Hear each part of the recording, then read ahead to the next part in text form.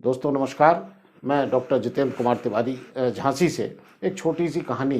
भगवान इंद्र किसानों से क्षुब्ध हो गए, अप्रसन्न हो गए और उन्होंने निर्णय लिया कि अब मैं कुछ वर्षों तक बारिश नहीं करूंगा, तब किसानों को मेरी अहमियत पता चलेगी। और इंद्र देवता ने भगवान शंकर से प्रार्थना की कि प्रभु यदि किसान आपके पास आए तब भी आप अपना डमरू नहीं बजाना, क्योंकि भगवान के डमरू बजने से बारिश होती थी। तब इंद्र देवता मजबूर होकर बारिश करते थे।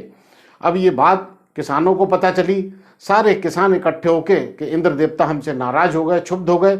सारे किसान इंद्र देवता के पास पहुंचे और उन्होंने कहा कि हे प्रभु, जो हमसे गलती हुई उसको क्षमा कर दीजिए। लेकिन इंद्र देवता ने कहा कि भैया देखो, ऐसा है कि यदि भगवान शंकर अपना डमरू बजा देंगे तो मुझे बारिश करने में कोई दिक्कत नहीं होगी।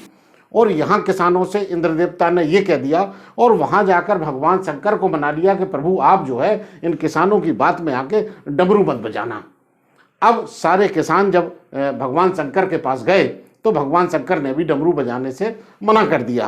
किसान निराश होकर अपने पास चले आए और सब चिंतातुर होकर सब बैठ गए। लेकिन उनमें से एक किसान अपना निरंतर कार्य करता रहा और वो प्रतिदिन खेत जोतता रहा। जब तमाम और किसानों ने उससे कहा कि जब बारिश नहीं होना है तो तुम खेत जोत के क्या कर लोगे, तब उस किसान ने बहुत सुंदर उत्तर दिया। और किसान ने कहा कि इतने वर्षों तक बारिश नहीं होगी, लेकिन मैं खेत इसलिए जोत रहा हूं कि कहीं मैं खेत जोतना ना भूल जाऊं। अन्य किसानों को भी अच्छा लगा कि ऐसा ना हो हम लोग भी खेत जोतना भूल जाएं, तो बाकी किसान भी जो है खेत जोतने लगे। अब ये बात जब मोरों को पता चली तो मोरों ने कहा कि जब किसान ऐसा है कि खेती करना ना भूल जाए इसलिए खेती कर रहे हैं, तो ऐसा ना हो कि हम नाचना और गाना भूल जाएं। तो मोरों ने भी नाचना और गाना आरंभ कर दिया। जब मोरों को नाचते और गाते देखा तो मेघों ने सोचा कि ऐसा ना हो कि हम गरजना भूल जाएं, तो मेघों ने भी गरजना प्रारंभ कर दिया। अब ये पूरी बात माता पार्वती को पता चली तो माता पार्वती ने भगवान शंकर से कहा कि देखे, ऐसा है कि किसान खेती ना भूल जाएं इसलिए हल चला रहे, मोर नाचना ना भूल जाएं इसलिए मोर नाच रहे, मेघ गरजना ना भूल जाएं इसलिए मेघ गरज रहे। स्वामी, कहीं ऐसा ना हो कि आप डमरू बजाना भूल जाओ, तो आप भी जो है डमरू बजा लो।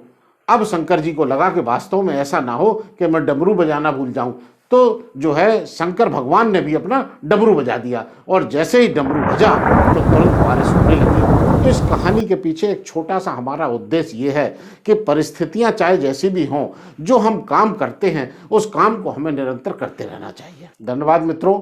यदि मेरी कहानी पसंद आई हो तो आप मेरे चैनल को सब्सक्राइब करें, शेयर करें और लाइक करें। धन्यवाद।